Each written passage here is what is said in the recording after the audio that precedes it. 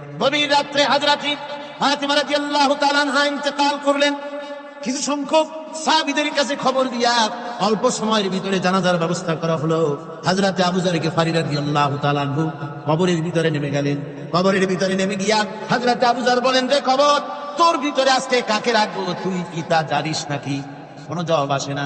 হযরত আবু যর বলেন, কবর রে, তোর ভিতরে আজকে যাকে রাখবো তিনি হতেছেন হযরত ইমাম হাসান হোসেনের মা।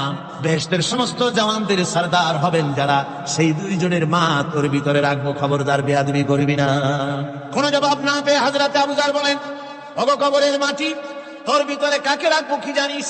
আসাদুল্লাহিল গালিব, দুনিয়ার সমস্ত কাফেরদের বিরুদ্ধে আল্লাহ রাব্বুল আলামিন যাকে বাঘ বানিয়ে পাঠালেন, সেই হযরত আলী তার স্ত্রী রেখে যাব, খবরদার বেয়াদবি করবি না। কোনো জবাব আসে না। হযরত আবু যর বলেন, কবরের মাটি, তোর ভিতরে যাকে রাখবো তিনি হলেন খাতুনে জান্নাত, বেহেশতের সমস্ত মহিলাদের সরদারিনী হবেন যে ফাতেমা, তারে রেখে যাব, তোর ভিতরে খবরদার কোনো বেয়াদবি করবি না।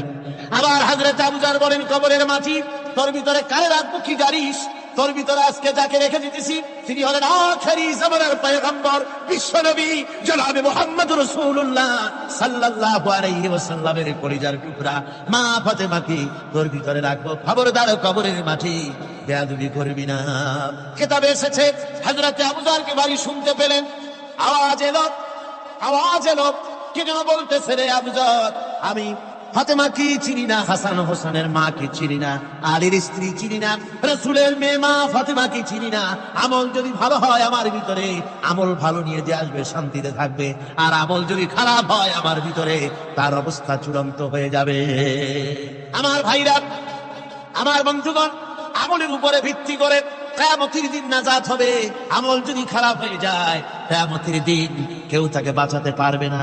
এই জন্য কিয়ামতের ময়দানে, হাসরের দিনে আল্লাহর হাবিব জনাবে মুহাম্মদ রাসূলুল্লাহ সাল্লাল্লাহু আলাইহি ওয়াসাল্লাম সিজদায় পড়ে কাঁদতে থাকবেন। আল্লাহ রাব্বুল আলামিন বলেন, হাবিব রে, আপনি কাঁদেন কেন? আজকে তো আপনার কাঁদার দিন না, আমি আপনাকে মাকামে মাহমুদ দান করেছি, আমি আপনাকে কাউসার দান করেছি, আপনার আজকে সম্মানের দিন, মর্যাদার দিন, কাঁদেন কেন?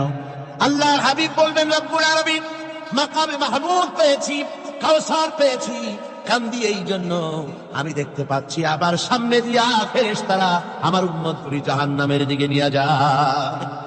আল্লাহ রাব্বুল আলামিন বলবেন, ওগো আমার হাবিব, আমি আপনাকে ক্ষমতা দিলাম, আপনার জান্নাতি উম্মতগুলি আপনি বেছে নেন।